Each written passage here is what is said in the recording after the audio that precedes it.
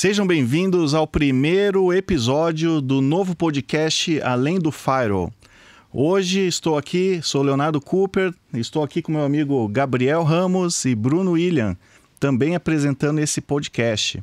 Gabriel, do que se trata esse podcast Além do Firewall? Oi, pessoal. Bom, basicamente a ideia é a gente apresentar para o público, conversar sobre diversos assuntos da área de segurança. A gente sabe que as empresas elas se preocupam em querer investir em soluções, buscam novas tecnologias, mas às vezes tem aquela dificuldade. E a ideia é a gente mostrar que não é uma dificuldade, é uma coisa fácil, que as empresas precisam se preocupar.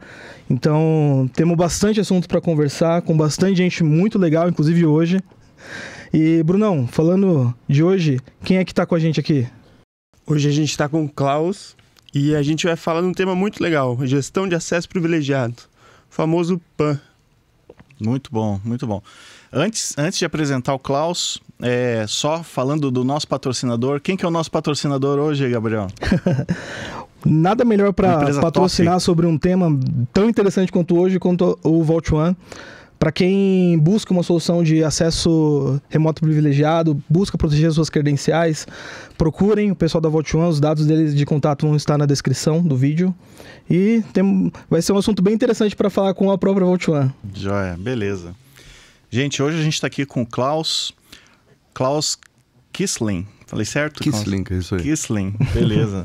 O Klaus é da KPMG, tem mais de 25 anos de experiência em consultoria de tecnologia, segurança da informação, trabalhou em projetos de gestão, continuidade de negócio, privacidade, proteção de dados, política de segurança, attack and penetration, estudo de topologia, especificação de segurança, análise de risco, gestão de identidade, CIEM, network forensics. Klaus, você já fez de tudo. Seja bem-vindo. Obrigado. Obrigado primeiro pelo convite, né? Um prazer estar com vocês aqui. Obrigado. Isso aí é o que a segurança passou pelo Brasil, né? Cada vez que a gente tem uma mudança, a gente se adapta a ela e entende como que a gente pode suportar os clientes e como a gente consegue aplicar, por exemplo, tecnologia, né? Para poder trazer facilidade para o cliente. Então, obrigado novamente pelo convite. É um prazer estar com vocês aqui, ainda mais um tópico como esse, né? Ainda mais nesse primeiro, além do Firewall, porque Firewall talvez foi uma das primeiras coisas que eu fiz na vida, né? Tenho aí 25 anos de carreira, passei por alguns fabricantes, né? Tenho muito orgulho de falar que eu comecei minha carreira em segurança trabalhando na HP, como trainee da HP, numa época onde a gente não tinha tudo isso de tecnologia, elas eram muito limitadas. E a gente trabalhou naquele boom de 99, 2000, nas construções dos data centers. Então era sentar em muito rolo mesmo, de cabo que passava, ficar configurando em Bastion Host para poder trazer um pouco de segurança. Abrir né? mato mesmo. Né? Configurar suíte, configurar roteador ali, telefônica e vários outros data centers que a gente acabou construindo dentro daquela época. E a gente percebia que, a gente sempre fala ali, quando o pessoal que é de software de segurança, né, sempre fala que foi ali a primeira geração, né, de tecnologia que a gente teve. Onde a grande preocupação era exatamente proteger os elementos de rede e os computadores. Então você tinha um estouro de firewall, de IDS naquela época ainda, antivírus, que é o que a gente via, tentar proteger um pouco a máquina, depois veio um anti-spyware, né? Mas a gente via que tudo ali estava concentrado em proteger borda, proteger equipamento de rede, que era o que a gente tinha dentro daquele momento, muito daquilo que veio ali, né? E aí em 2002 a gente percebeu que deu uma estabilizada, a maioria das empresas já tinham processos, já conseguiram implementar esse tipo de coisa. Eu fiz um movimento a única vez da minha vida que eu fui para cliente, saí da HP e fui para a Unilever, fazer um grande projeto que a Unilever tinha no mundo de atualização de Firewall. Eles queriam mudar o checkpoint deles de 4.1 para NG. Eram 88 clusters no mundo e precisava de alguém só para fazer essas migrações. Eu acabei topando fazer esse projeto.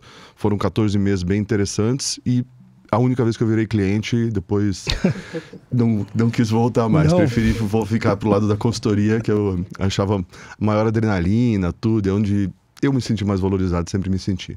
Nesse momento, acabei me movendo para a CA, que era a grande empresa, talvez, da segunda geração.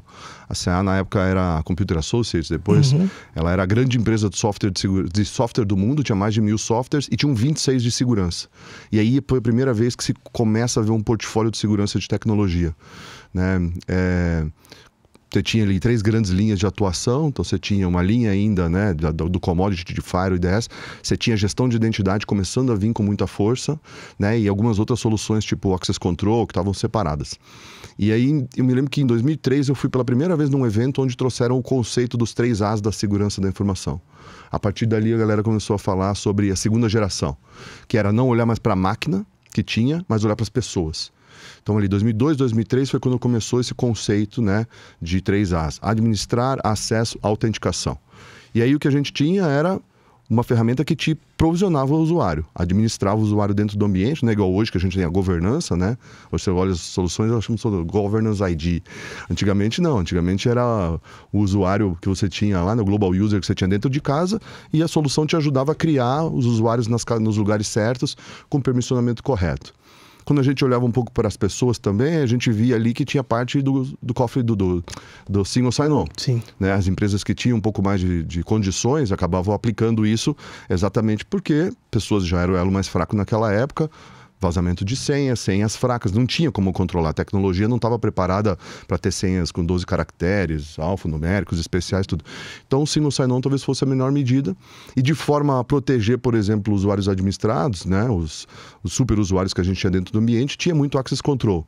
Eu me lembro uma solução fantástica que tinha que, se você não fosse um usuário que tivesse aquele permissionamento, por exemplo, você não podia abrir um notepad na sua máquina. Era bem limitado. Você bloqueava, mas você ia bloquear ali no sistema o que você podia fazer com o que você podia editar. Então, às vezes um arquivo texto se abria no notepad, mas não abria no WordPad. E aí você tinha que colocar essas restrições. Restrição para o usuário privilegiado, que já era sabido que também nessa época era talvez o maior ofensor que você tinha. Sim. Porque era o cara que podia causar um dano e podia apagar a evidência daquele dano, né? Ou se ele perdesse a credencial, era onde eu teria o maior dano, que era uma pessoa mal intencionada buscando alguma coisa ali. Isso foi até uns 2007, 2008, quando começou a se perceber que ficava impossível você administrar um ambiente como esse, porque fabricantes de firewall cresceram, fabricantes de IDS, IPS, anti-spyware, anti-spam. Vai entrando no usuário, vai entrando no sistema, Exatamente. Vai entrando... E cada um deles, por exemplo, né, ele monitorava de uma forma diferente.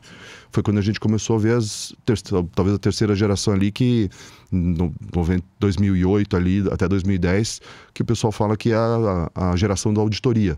Onde primeiro a gente teve softwares que faziam auditoria, que eram os log managers, né? Ali a primeira versãozinha do que a gente tem no SOC cognitivo hoje, mas um log manager que conseguia centralizar todos esses logs e aí ele conseguia normalizar isso e te trazer alguma coisa antecipada.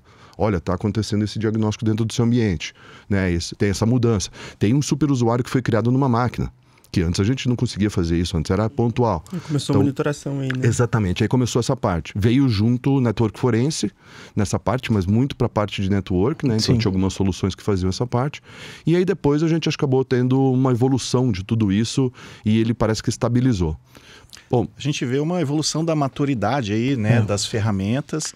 E você acredita que a maturidade das empresas está crescendo junto com o passar do tempo em questão de cibersegurança, segurança digital? Acho que tem muitas empresas que estão fazendo trabalhos melhores, né, do que faziam antes, mas eu acho que hoje muito impulsionados ou por cada vez mais incidentes que a gente enxerga, ou por poder ficar fora do mercado. Mais reativo, então, um cliente que exige que ele tenha alguma coisa, né? A gente olha, sei lá, eu trabalhei em duas, estou numa empresa de auditoria, trabalhei em outra antes também. A gente percebe que há 5 anos atrás a auditoria não tinha nenhum ponto de segurança. E aí hoje a gente vê que a ausência de uma solução de gestão de identidade, a ausência de ter uma política um programa de continuidade, uma política de gestão, tudo isso é ponto de auditoria hoje. Então existem muitos pontos. Mas por quê? Porque hoje um CEO, um CFO é responsabilizado diretamente. Então antes a empresa sofria, hoje você consegue estender isso para a pessoa física. Sim. Né? Mas eu acho que a gente também cresceu muito porque a gente, talvez o mercado se desenvolveu para cobrar mais. Então a gente tem mais normativos hoje, a gente tem LGPD batendo muito a porta, né? Isso foi uma transformação muito grande, inclusive relacionada a pessoas. Sim. Né? Então, acho que talvez esses normativos, né? Marco Civil da Internet, a própria LGPD e outros normativos que têm vindo. E também acho que a gente melhorou um pouco a parte organizacional, né? A gente olhava para o passado e via só a ISO 27000 e era a ISO 27000, né? Aí a gente vê acontecer, por exemplo, disponibilidade está ali dentro, gestão de continuidade. Aí a gente vê acontecer a queda de 2 torres gêmeas que tinham e aquilo não era um risco contemplado. Tipo, né, antigamente você olhava e falava, você tem que ter 2 data centers, mantenha ele numa distância segura. A recomendação que você tem é um rio no meio, porque se você tiver inundação de um lado, consegue escoar. Mas era assim, antigamente. Sim. Hoje não. Hoje a recomendação é a maior distância possível, com a melhor infraestrutura possível. Então hoje a gente tem data centers até 80 quilômetros, né? Porque a Fiber Channel não tem problema de latência com isso. Então essas transformações, criou-se uma ISO específica. Hoje você tem a 22301, né? Que é a fusão de 2 grandes entidades, o BCI e o DRI, que antes eram concorrentes. Eles entenderam que eles tinham que trabalhar no mesmo mercado. LGPD, olha a transformação que a gente teve, né? Faz quanto tempo que a gente fala de privacidade? O primeiro rascunho de privacidade que existiu, assim, né, quando você olha para o mundo, você vê que foi lá em 95 na Europa. Né? E aí isso virou a GDPR depois, que potencializou, que o brasileiro foi lá preguiçoso e copiou 90% dela e fez alguns ajustes mal feitos, mas mesmo assim funciona, porque hoje a gente começa a ver que as empresas estão preocupadas em tomar uma multa. Né? E tem acontecido. Então, assim, e essas tendências acho que estão crescendo. Mas acho que depois de 2002 também, depois de 2012, a gente teve um marco muito importante que foi a cloud. Né? E aí isso trouxe um ambiente paralelo, intangível, né? Porque os clientes gostavam de ter o data center dentro de casa, ou gostavam de ir naquele data center, saber que aquela máquina era dele, e queria fazer o colocation, porque a máquina era dele. E hoje não, ele sabia que aquilo estava em algum lugar. E eu vi clientes fazerem absurdos, mover o RP dele completo para fora e fazer o rollback, entendeu? Porque ele depois não se sentia confortável, não estava pronto. E aí você passa também, né, no problema da cloud, você passa por legislações locais. A legislação que você tem nos Estados Unidos é diferente daquela que você tem no Brasil de retenção de dados. Os Estados Unidos pode consultar o que está no território, né? E aí você olha e tem diversos serviços e empresas, por exemplo, de cloud, mas que você também tem empresas ou países que não se preocupam. Se você quiser hospedar num lugar mais barato, você vai no leste asiático, Hong Kong ali. Mas quando você assina, você fala, eu estou te disponibilizando um espaço com essa latência e com essa banda. O que você faz é problema seu. Se você sofreu um vazamento de dados, não vem para cima dos órgãos, não vem para cima do governo. Por quê? Já estou te explicando que é barato por causa disso. Porque eu não vou investir em segurança, você investe. Então acho que a cloud também trouxe isso, né? E aí a gente teve um boom muito grande de volta na segunda geração. Por quê? Porque aí, de novo, eu tenho um ambiente apartado, eu tenho uma infraestrutura que eu tenho que prover segurança, mas e aí como é que as pessoas vão operar dentro da cloud? E aí eu acho que teve uma grande transformação nisso, e aí onde a gente teve o grande surgimento aí de soluções de PAN e outras preocupações que você tinha. Quando o problema era só on-premises, ele se preocupava com a proteção do perímetro, né? Coisas backup, data recovery, esse tipo de coisa. Quando o problema foi para a cloud, surgiu uma superfície de ataque muito maior, né, que envolve pessoas, inclusive. Né? Eu acho que a cloud foi transformativa nesse sentido também. Né? Sim. Você comentou sobre um ponto bem interessante. A gente já tem as leis de conformidade e uma preocupação sobre elas. Não só isso, mas tem certas certificações que já passam a exigir, por exemplo, uma solução de PAM para uma empresa operar, dependendo da área de mercado que ela esteja. E em comparação com esses tópicos, você acha que as empresas já estão começando a olhar mais e querer mais uma solução de PAM? Ah, sim, com certeza. Hoje é o sonho de todo mundo. Porque, assim, acho que essa solução veio exatamente para poder blindar o grande ofensor que a gente tem, o elo mais fraco que a gente tem. Né? A gente vê pesquisas hoje de que a gente tem uma área, né, dentro da KPMG de Threat Intelligence que tem lá todo um time de ethical hacking que faz os nossos trabalhos. A gente monitora senhas vazadas. Né? Não devem ser poucas. A gente monitora tudo, o que aparece em post-bin, o que aparece por aí, a gente vai monitorando essas senhas. 9,5% das senhas vazadas no ano passado foram 1, 2, 3, 4, 5, 6. Nossa. Então você pega 10% das senhas vazadas no mundo, né? Foram 1, 2, 3, 4, 5, 6. E aí você olha e fala, legal, então assim, será que o atacante hoje precisa fazer toda uma engenharia, ter uma máquina parruda para poder montar um brute force? Não precisa. Ele precisa ter uma lista de usuários e dentro dessa lista de usuários ele tenta 1, 2, 3, 4, 5, 6. E aí ele talvez tenha 10%, entendeu? Quer ser mais assertivo? As pessoas não foram feitas para decorar senhas. A gente foi feito para empilhar 5 coisas no máximo. Hoje, quantas senhas a gente tem? 100, 200? Entendeu? Então, o que é a defesa normal da pessoa, do ser humano? Sincronizar as senhas. Então, tem pessoa que tem uma senha para tudo. E essa senha ou é a placa do carro dele, ou é a data de nascimento de alguém próximo, ou alguma coisa dele. Tem pessoas que ainda sincronizam senhas de serviços. Eu tenho 3 e-mails, as senhas dos 3 e-mails é igual. Só que aí você vai lá no post-bin, você vê que tem aquela credencial daquele usuário que vazou e aquela senha. Se eu tentar no Gmail, vai entrar. entendeu? Então ainda tem isso. A gente só vai conseguir fazer isso com tecnologia. Não tem, por mais que a gente faça treinamento, faça conscientização, faça teste de phishing, né? O Brasil hoje tem uma incidência ruim de 17% de pessoas ainda caem em phishing. Esse é um benchmark que tem. O melhor país é o Japão. 1% só das pessoas caem no teste de phishing. Mas assim, mesmo assim, então você tem 17% de uma massa que você vai fazer testes que pelo menos vão estar suscetíveis àquilo. E não adianta treinar. E a gente sabe que pra gente que trabalha com segurança da informação tem uma parte muito chata, porque quanto mais controle eu coloco, menos o cara gosta de você, porque é mais difícil eu fazer o trabalho dele. Pedir para o usuário trocar a senha a cada 3 meses é chato. Nossa, né? total. E não poder usar as 10 últimas. Porque é muito comum, o cara bota 1, 2, 3, 4, 5, 6, e aí ele bota A. E depois ele bota 1, 2, 3, B, C. Não é? Ele vai mudando ali o negócio. Total. Tem que botar um caractere especial, bota arroba, bota cerquilha, bota cifrão. Entendeu? Então, esse equilíbrio de conveniência e segurança é muito difícil de ser atingido, porque quando você põe muito controle, como você falou, o usuário tende, além de não gostar de você, a procurar um caminho alternativo, né? E aí, se você coloca muito controle, ele também pode estar impedindo que ele faça o trabalho dele, né? E o que a gente não quer também, a gente quer que o usuário seja produtivo. Então, é complicado, né? Mas, de fato, o ser humano ele tem essa tendência de procurar as coisas mais fáceis. A gente implantou um cliente que quando a gente entrou lá, ele tinha 800 servidores e a mesma senha para acessar os 800 servidores, né? Então, foi um trabalho que a gente fez lá para mudar esse cenário. Mas é a realidade da maioria das empresas, infelizmente, né? E um outro problema que a gente tem, né, que com o avanço, por exemplo, dos notebooks, porque antes, quando a gente falava lá em 2000, era um desktop que ficava fixo dentro do computador, dentro do ambiente, dentro da rede dele, né? Então você tinha uma coisa que ficava fixa lá, então você conseguia proteger. Depois de um tempo, todo mundo foi para casa, conecta na sua DSL, né? A sua banda larga em casa que tem, e você sai direto. Aí as empresas tiveram que reagir e botar VPN. Né? Por quê? Porque tenta garantir com que a pessoa vá para dentro de casa. Só que aí você coloca um content filtering, né? Uma ferramenta que vai te monitorar o que você pode acessar. E aí dentro do VPN você não pode acessar muita ferramenta. O cara fala, e se eu desligar o VPN? Aí acessou o sistema, o serviço que ele tem lá fora. Então, e aí fica mais difícil, né? Porque você sabe que o cara pode sair por dentro de casa, através de uma VPN pode ser um pouco mais seguro, mas ele acaba saindo por fora. Por quê? Porque é muito mais conveniente e não tem os controles, né? A VPN, por si só, sem os content filters, ela, na minha opinião, ela não é muito boa, porque o usuário põe o pé para dentro da empresa. E às vezes tem um malware instalado no notebook do usuário que está com o pé lá dentro também, né? Então, de fato, precisa de mais controles e mais monitoramento, né? É isso que a gente tem observado. Eu acho que uma pergunta boa para se fazer agora é o que é o PAN? O que é o PAN? Tá todo mundo se perguntando. O Bruno tá no papel do leigo aqui.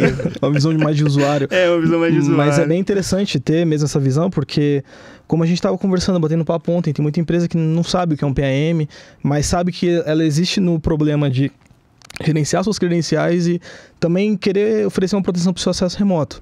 Então, quando você pensa em trazer mais segurança, tanto para o seu acesso remoto, você querer ter alguns pilares envolvendo gestão de identidade, você, como a gente comentou agora, quer proteger suas credenciais, só que você também quer uma tecnologia... Hoje tudo né? é acesso remoto, tudo. Vai acessar o cloud, é acesso remoto, né? Vai não vai acessar sair, o GitHub, é um acesso remoto. E sempre vai existir. Dá para tentar não transformar, mas praticamente tudo é acesso remoto hoje em dia, né? Tudo. Então, o objetivo a gente vai muito nisso, na proteção desses pilares e trazer uma tecnologia que vai facilitar bastante o usuário. Igual a gente comentou, você muito bem pontuou. O usuário ele vai buscar alguma outra forma de facilitar o dia a dia dele. Então, quando você oferece para ele uma facilidade, por exemplo, ele basicamente se conectar numa máquina, sem ter que se preocupar com senha, sem ter que se preocupar em decorar coisas ou algo do gênero, ele vai abraçar aquela ferramenta com os bons olhos. E é aí que a gente vai. Falando no assunto de acesso remoto, isso também já é um tópico que faz as empresas se preocuparem, até porque a gente sempre vai ter acesso remoto. Eu tenho uma pergunta para o Klaus. Hoje em dia, a gente vê que muitas empresas, a gente estava falando de maturidade agora há pouco, né? Muitas empresas estão, do advento das leis, conformidade, estão melhorando a sua segurança. Mas, e aí eles fazem um trabalho de casa e acabam se protegendo legal. Mas E a cadeia de fornecedores, o supply chain? Hoje em dia está virando uma preocupação isso daí, não está? Tá, então, você falou sobre a maturidade das empresas, né? Eu queria fazer um ponto aqui que a maturidade das empresas tem melhorado, né? Então eu vejo cada vez mais serviços de, por exemplo, você fazer um plano diretor de segurança da informação que não tinha. Lá no passado, as empresas que tinham dinheiro faziam um PDTI. E o PDSI era 5% ali dentro, que era um capítulo. Hoje não, o cara faz um plano diretor de segurança baseado numa métrica, baseado no NIST, na ISF, aquilo que quer que seja. Mas isso só está acontecendo porque o mercado está pressionando. Porque hoje, para eu ter um terceiro trabalhando para mim, eu preciso saber que aquele terceiro está tão preocupado e está investindo em segurança tanto quanto eu me preocupo. Então não é incomum eu encontrar em editais, pregões, licitações, que quem ganhar tem que apresentar um plano diretor. Tem que apresentar o plano diretor que está sendo executado. Sim. Então, virou uma questão de eu quero ser um fornecedor, eu quero trabalhar com essa empresa, eu quero prestar um serviço para uma empresa, eu preciso ter. Né? Há um tempo atrás a gente via ali toda a questão ecológica, né? Descarte correto das coisas, como é que você fazia, relatórios de sustentabilidade. Então, a empresa tinha que apresentar relatório de sustentabilidade, lembra? Isso, sei lá, 5, 10 anos atrás. Por quê? Porque era a primeira coisa que você tinha pensando, e era alguém empurrando. Então, acho que as empresas estão crescendo maturidade porque tem muita gente empurrando e eu não posso ficar fora do jogo. Então, por isso que também que eles estão fazendo essa questão. Eu vejo muito fornecedor que vai fechar um contrato com o cliente e a primeira coisa que ele recebe é um questionário de segurança. Exatamente. Exatamente. Então, assim, tudo isso está sendo forçado. Você olha, por exemplo, vamos levar para o extremo, né? Seguro cibernético. Seguro cibernético começa com checklist. E aquele checklist é duro. Quem já pegou para poder olhar, não é qualquer empresa que consegue passar por aquilo. Você tem que já ter feito um trabalho de segurança, melhorar sua maturidade em diversos pontos que você tem, inclusive de resposta, para aí sim você ter. E mesmo assim, acontecendo um incidente, você vai ter que evidenciar um monte de coisa que acontece ali no meio. Então, acho que esse é um problema que a gente tem. Quanto à pergunta, né, eu acho que tem um conceito talvez anterior, que é que o pessoal fala, tá bom, mas PAN é cofre de senha. Né? Não, mas é verdade, porque assim, vem na evolução. No final das contas, você está, de alguma forma, gerenciando a senha do usuário administrador, que é aquele que grande preocupa, né? Vou fazer uma analogia no cofre de senha, para vocês talvez entenderem. O que era o cofre de senha lá no passado, né? Era uma caixinha que você colocava ali a senha dentro. No data center, que a gente implementou, lembra do data center que a gente implementou em 2000, a gente tinha cofre de senha. A gente tinha um gerente que tinha um cofre mesmo, e aí tinha uma outra caixinha que também tinha um cadeado específico. Não era nem um HSM, não, era um cofre mesmo. A segurança física total. Para poder, e aí as máquinas de front-end, que eram 8 que tinham, essas máquinas não podiam resetar de forma alguma, né? Sim. A não ser manutenções muito controladas, muito previstas. Qual que foi o procedimento que foi criado? Para essas máquinas, a gente desabilitou do usuário normal o shutdown, né? Então, você tinha que deslogar e logar com o usuário que era um usuário chamado shutdown, que ele só tinha essa função de shutdown. A credencial para esse usuário tinha 24 caracteres e ela era distribuída em 3 profissionais, cada um sabia 8. Eu sabia 8, você sabia 8, ele sabia 8. Então, quando a gente ia para a máquina para fazer o shutdown, a gente deslogava, colocava lá o usuário shutdown, você colocava as minhas, e aí podia fazer shutdown. Nossa. Qual era a única forma se um de nós 3 não tivesse? Nós escrevemos num papel, falando que eu era o primeiro, fechava isso, colocava dentro daquela caixinha com cadeado que ia para dentro do cofre e ficava dentro do cofre. Sim. Então tinha uma forma de eu poder acessar. Mas isso é o cofre de senha. Fazer a gestão específica da senha que tem, né? E a gente, de novo, não está preocupado com o usuário. A gente está preocupado com o computador, com a senha do jeito que ele armazena. Exato. Né? Então era a forma arcaica que a gente tinha de tentar trazer alguma proteção para usuários privilegiados. Quando a gente fala de PAN, é diferente. Né? Por quê? Porque o cofre de senha você pode fazer para todo mundo. Agora o PAN não. O PAN você mira no usuário, né, diferenciado que você tem. Aquela preocupação. E outra coisa, talvez uma das coisas mais fantásticas que vieram, né, com o incremento do PAN é você poder matar todos os usuários administradores do seu ambiente e poder manter todo mundo normal. Então todos somos seres normais hoje. Tira as senhas da mão dos usuários, né? Você quer fazer e precisa fazer uma atividade administrativa, precisa fazer uma atividade de root, você pode fazer, não tem problema. Mas você pode ser monitorado, pode ser no período específico, vai ter que ter uma GMUD que vai aprovar. Ou seja, criou-se um processo todo para que você tenha autonomia para que você possa fazer. Então, quer dizer, eu estou trazendo alguns controles. Né? Você pode filmar a sessão, botar keylogger, tem um monte de funcionalidades. No final do dia, isso é bom para o usuário e para a empresa, né? É bom para todo mundo, né? E é muito bom para a empresa, porque você não precisa falar das empresas grandes, né? A gente falou várias vezes aqui, que empresa consegue fazer esse investimento? São aquelas primeiras que norteiam, é banco, é telco e tal. Aqui no PAN, não, você pode ter 2 grandes ofensores dentro de casa e você consegue escalonar isso daí depois. Hoje eu tenho 2, amanhã eu tenho 5, e você não precisa pagar por 50. Não, meu pack inicial começa com 50. Pô, mas eu só tenho 2 admin dentro de casa. Vai pagar 50. Então, acho que as soluções hoje evoluíram a um ponto onde você pode olhar e todos os mercados podem ter o recurso de ter hoje uma solução de cofre de PAN. Tem todos e deveriam priorizar, né? Junto com outras coisas, claro, né? Mas o PAN está na lista de prioridades ali de implementação da empresa. E até porque é uma implementação rápida de fazer, né? E é uma das primeiras coisas que você faz. Porque, por exemplo, tem que implementar um plano de gestão de continuidade com gestão de crises. A gestão de crise está muito na moda aí, né? Quer dizer, a necessidade da gestão de crise está muito na moda. Só que isso leva tempo, sabe? Acabei de sair de um projeto agora numa empresa grande de gestão de continuidade que, para desenvolver o programa e fazer a primeira parte de definição da estratégia, escrever os planos, nós levamos 9 meses. E para implementar vai mais um ano para implementar, porque a partir da hora que você define a estratégia, você tem que implementar a estratégia. Então você tem que construir um outro data center, você tem que fazer... Você imagina, para fazer uma coisa como essa, vamos fazer uma gestão de identidade. 1 ano para poder fazer a primeira parte, mais as integrações, mais que não sei o que lá. Um PAN você instala em minutos, Isso, às vezes horas, entendeu? Um dia você está com ele configurado inteiro, né? E olha, assim, quem olha para a gestão de riscos fala, putz, esse risco eu mato muito rápido, entendeu? Numa questão que eu não preciso ajoelhar lá para poder me tirar metade do orçamento para poder fazer. Mata rápido e resolve muito. É o grande ofensor, né? O grande ofensor. Exatamente. Você acha, até pegando esse gancho, você acha que o fato além da implantação rápida, tem algum outro tópico, alguma outra feature, ou coisa do gênero, que faz as pessoas quererem implantar um PAN primeiro do que uma gestão de identidade, tipo um IAM, por exemplo? Acho que essa questão, primeiro, o grande ofensor é o superusuário. Sim. O grande ofensor dentro de casa é o superusuário. A gestão de identidade vai ajudar a combater? Vai. Mas acho que são coisas complementares. Então, assim, nem comparo hoje gestão de identidade com soluções de PAN, porque eu acho que uma tem a inteligência hoje de fazer a governança dentro do ambiente, né? E a outra você tem lá toda a questão de acesso. É claro, ferramentas de PAN vêm cada vez evoluindo mais, né? A gente não vê os fabricantes de gestão de identidade desenvolverem soluções de PAN. Talvez tenha um no mercado hoje que não tenha uma solução de PAN. Tem um OIM com uma solução de PAN. Então, se você for olhar, hoje as soluções também, os fabricantes, eles estão preocupados em fazer essas integrações, né? Para que uma solução de PAN, o cara tenha uma solução de governança e identidade, funcione com todas as soluções de PAN. Conversa com o CIEM, conversa com todo mundo. Mas acho que um outro ponto importante, né? Estamos num mercado diferente dos polos principais, né? A gente não está na Europa e não está nos Estados Unidos. Então, quando a gente faz, por exemplo, um software selection, vai ajudar a selecionar, tem pontos importantes para a gente olhar, né? Pontos importantes. Se a solução vai caber rapidamente dentro de casa, se a solução tem rápida implementação para que você tenha o menor custo necessário dentro de casa para fazer. E o budget vai diretamente atrelado a isso, mas eu acho que tem alguns fatores que são importantes, né?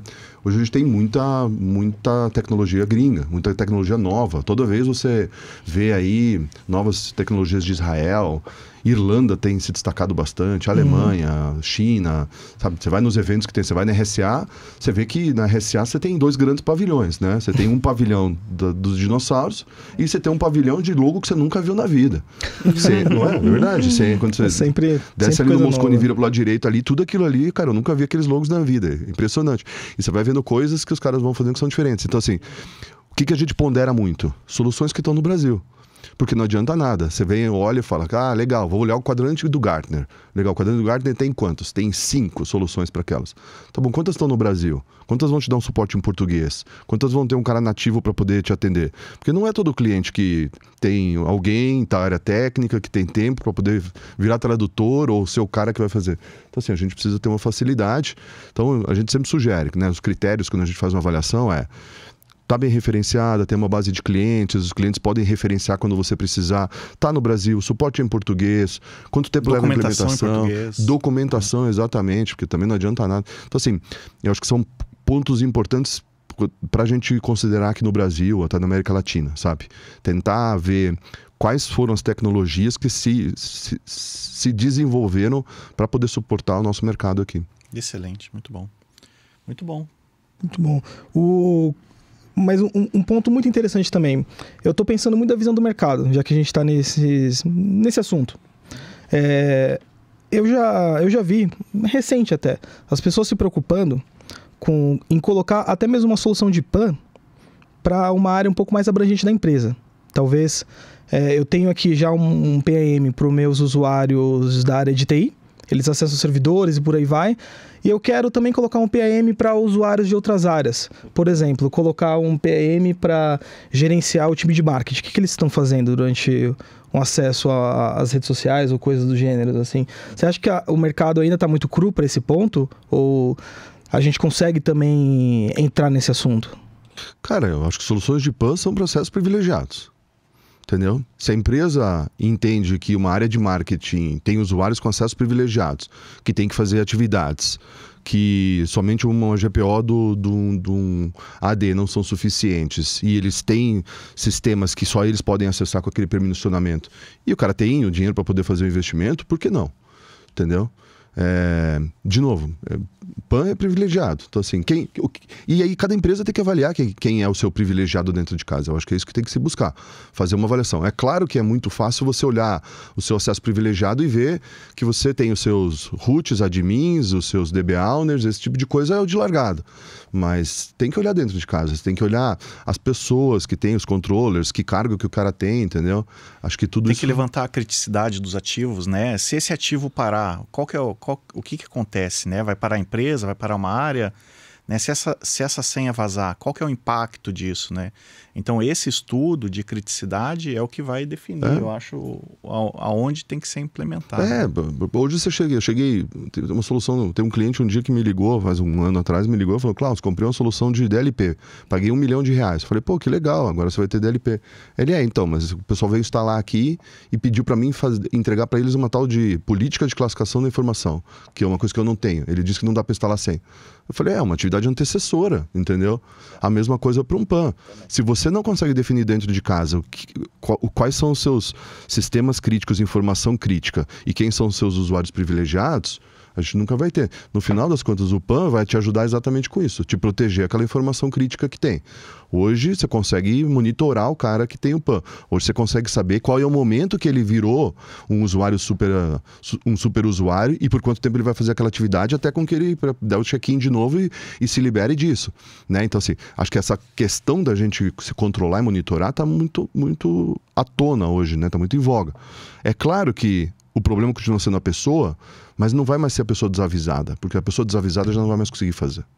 Vai ser a pessoa que quer fazer, né? A gente falei do DLP aqui, né? Sim. A gente sabe que o DLP tem brechas, né? Se você for olhar lá, você vê. Não tem jeito. Se o cara tiver com ele na tela, entendeu? E tiver com o celular no bolso, tiver com o papel na mão, ele vai conseguir extrair. Então, tem empresas hoje, quando você olha, birôs, tudo, você já cria um ambiente seguro. O cara não pode ter que passar por um detector de metal, não pode entrar com o celular, tem câmeras monitorando, não tem papéis para os caras, entendeu? Então, assim, a chance de você ter um vazamento de dados é o que o cara pode guardar no cérebro. Porque ele não tem uma forma. Hoje, as tecnologias, por exemplo, de DLP, quando você dá o print screen ali, ele já te lê o ACR, ou compara com o que tem, se tem alguma informação protegida, já não vai. Então, quer dizer, acho que mesmo as evoluções vão, mas se o cara tá mal intencionado, não adianta. Se ele tá ali dentro, ele vai ele vai decorar 2 linhas da sua tabela e vai voltar para casa e devagarzinho ele faz. É igual a gente fala, né? Estamos protegendo o usuário de acesso privilegiado. O atacante é a mesma coisa. Quando a gente faz um teste de invasão, a gente tem 2 semanas para poder descobrir a maior quantidade de vulnerabilidades e potenciais riscos que isso pode causar. Cara, os caras que fazem hacktivismo têm a vida inteira, sabe? A gente sabe que, ainda bem que, assim, eu não gosto da guerra e tal, mas, pô, pelo menos a Ucrânia, que tem muito hacktivismo, deu uma segurada, né? Os caras viraram o foco deles para a Rússia hoje, porque a gente monitora o que tinha de hacktivismo que vinha de lá e era uma coisa impressionante. Era grande. Entendeu? É grande. Então, assim, de novo, pessoas, né? Porque hoje a gente vê empresas gastando milhões de reais para poder botar todos os softwares que tem, e o cara fica com aquele parque gigantesco que tem que ter um SOC 4.0, tem que conseguir sincronizar ele com ferramentas de inteligência, mas no final o grande ofensor são as pessoas, né? Já olha lá no passado, quando firewall e antivírus funcionavam dentro de casa, eu já comecei a me preocupar com a pessoa. Entendeu? E não vai ser diferente. Eu acho que cada vez mais a gente tem que se preocupar com as pessoas. Hoje tem bastante coisa que a gente pode fazer para poder ajudar, né? Tem muita solução que está fundindo. Isso também é bom, porque você diminui um pouco ali a quantidade de fornecedores que você tem.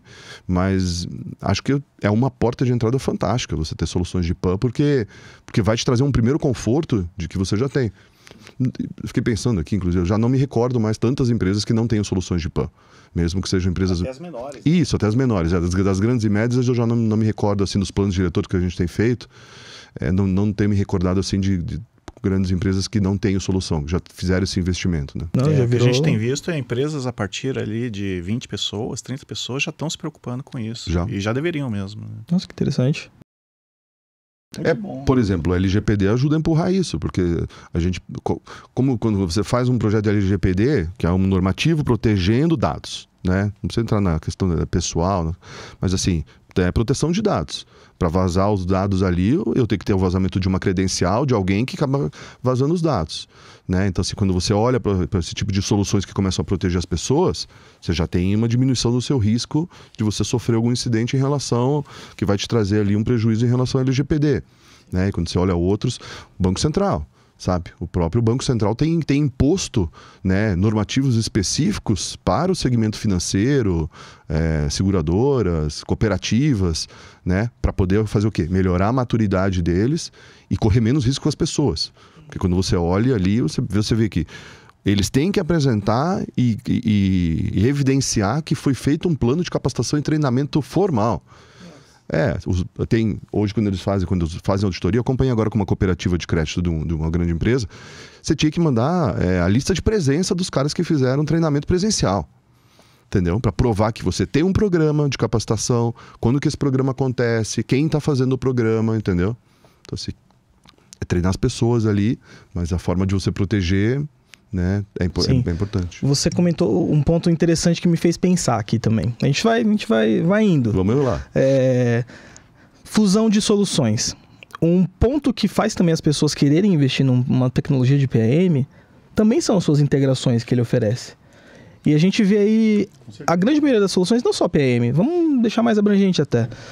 Tecnologias que passam a se integrar, por exemplo, com uma AWS, passam a se integrar com outras tecnologias que o cliente já tem dentro da casa dele. Outras soluções de segurança também. Um CIEM, um IAM. Sim. A gente vê muito no dia a dia, assim, pessoas que buscam uma solução de PAM que traz, talvez... Eu quero mandar os meus logs do PAM pro meu CIEM e fazer toda uma correção em cima disso. Eu já vi também casos de clientes que buscam uma solução de PAM para gerenciar as máquinas da AWS. Então, quando uma máquina é criada lá, a gente ela já vai automaticamente para a tecnologia de PAM. E isso deixa muito mais abrangente também para as pessoas quererem investir numa solução dessa, né? Com certeza. Eu acho que hoje, pensando na empresa... média ali, uma das primeiras coisas que eles têm que investir é de fato o PAM, né? Mas eles não vão parar por aí, né? Não. Eles vão pegar uma solução de recovery, vão pegar CIEM ali na frente, vão pegar um IAM, e isso tudo tem que conversar, né? Senão também fica difícil fazer essa gestão, né, Klaus, de muitas soluções heterogêneas, digamos assim, né? Hoje o que a gente tem de solução hoje é impressionante.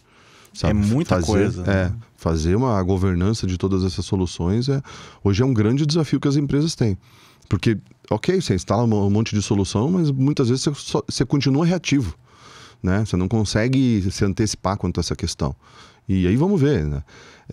Se você faz lá seus programas na empresa de maturidade, faço o meu, 4 análises de vulnerabilidade, teste de invasão por ano. Diminuo meus riscos que eu tenho ali em relação a meu perímetro, sabe? Tenho meus equipamentos bem configurados. Uma coisa que a gente não falou agora ainda, mas é biometria.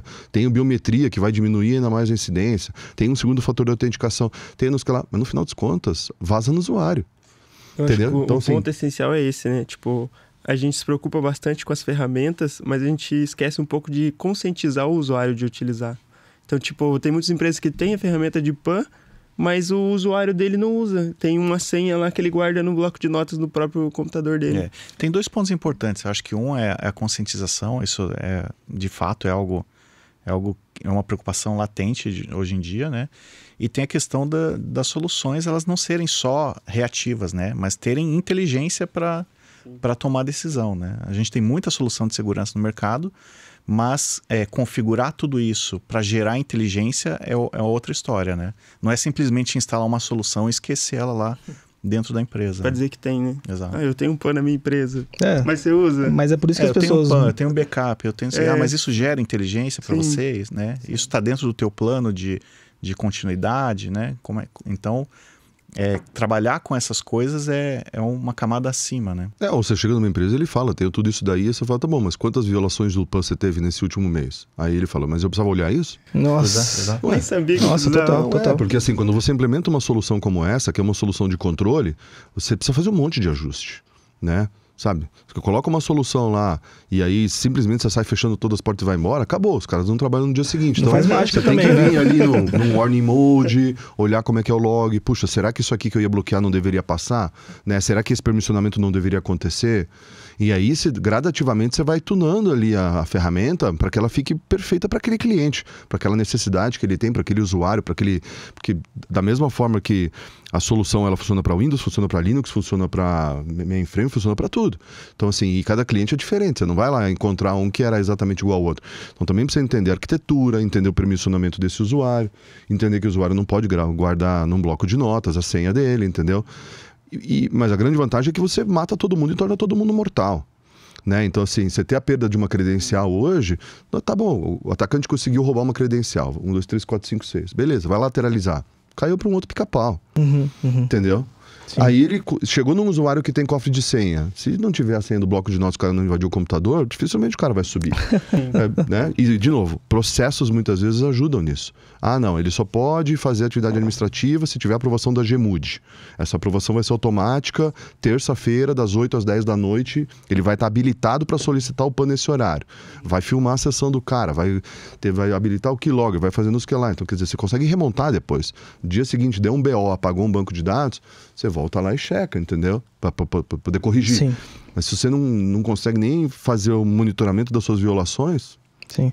Ou seja, só tecnologia não resolve, só processo não resolve, só pessoa não resolve, né? Tem que ser o conjunto mesmo. Eu acho que dá tempo de falar sobre um assunto muito interessante também que eu queria abordar.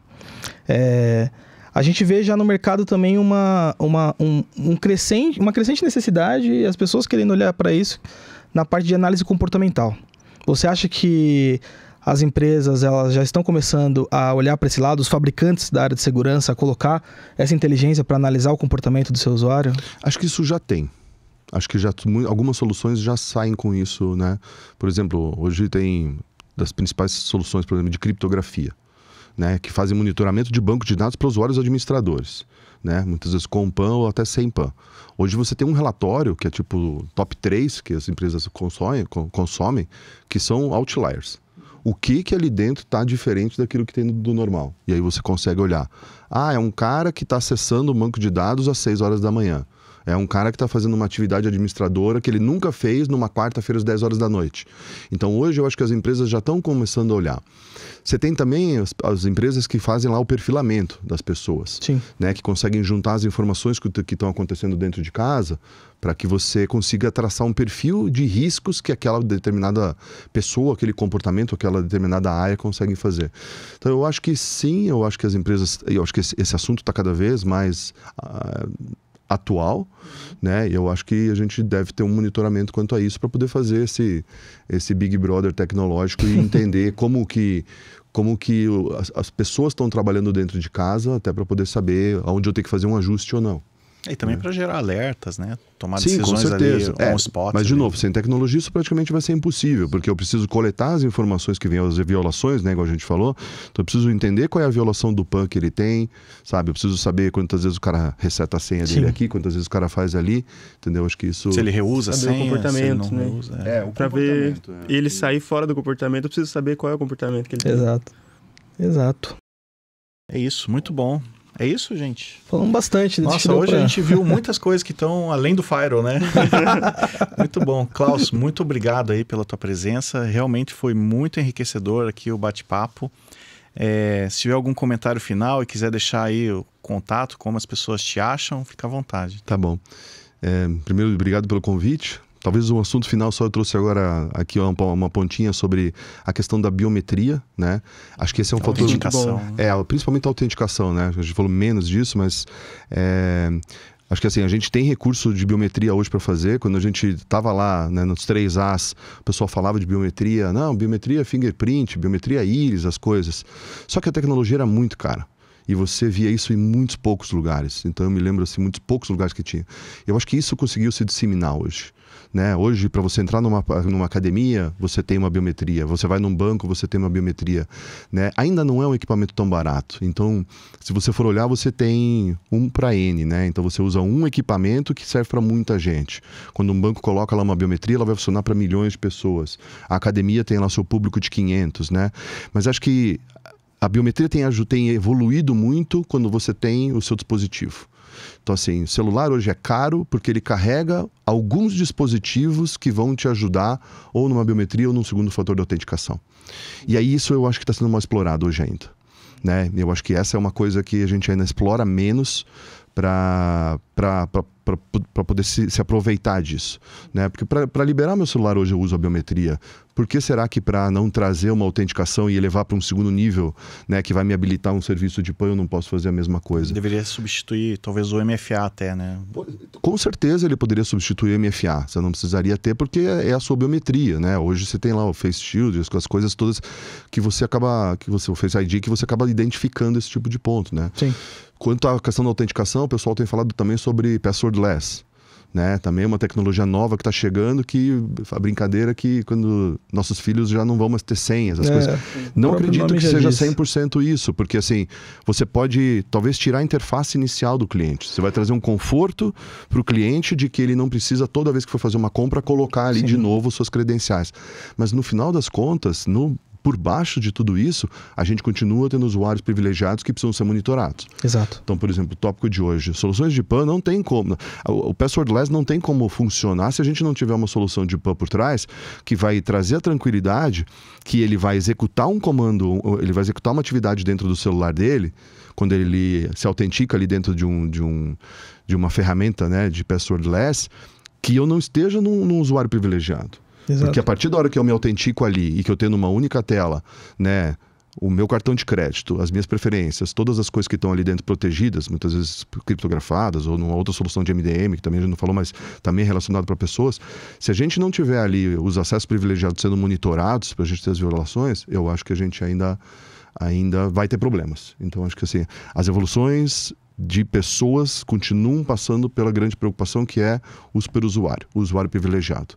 Né? E eu acho que é isso que a gente tem que, nesse momento, com certeza, se preocupar. Acho que a lição que fica é tirar o privilégio do usuário, monitorar, com certeza. E exigir alguma espécie de autenticação extra quando tiver que escalar esse privilégio para ele fazer alguma coisa. Sim, com certeza. Né? E aí, por último, né, eu ressalto só que é muito importante a gente treinar as pessoas, porque as ferramentas estão ali exatamente para poder ajudar no desvio das pessoas.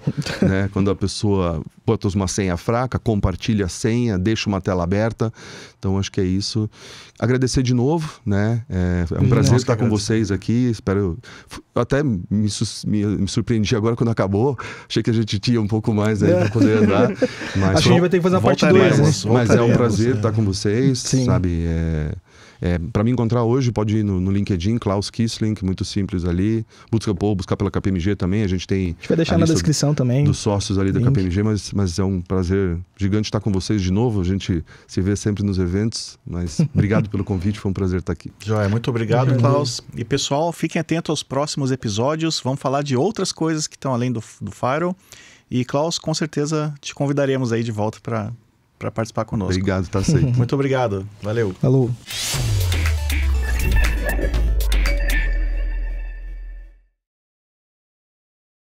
Você assistiu a mais um episódio do podcast Além do Firewall. Se você gostou, deixa um joinha, se inscreva no canal e qualquer dúvida, comente abaixo que a gente vai te responder. Um abraço.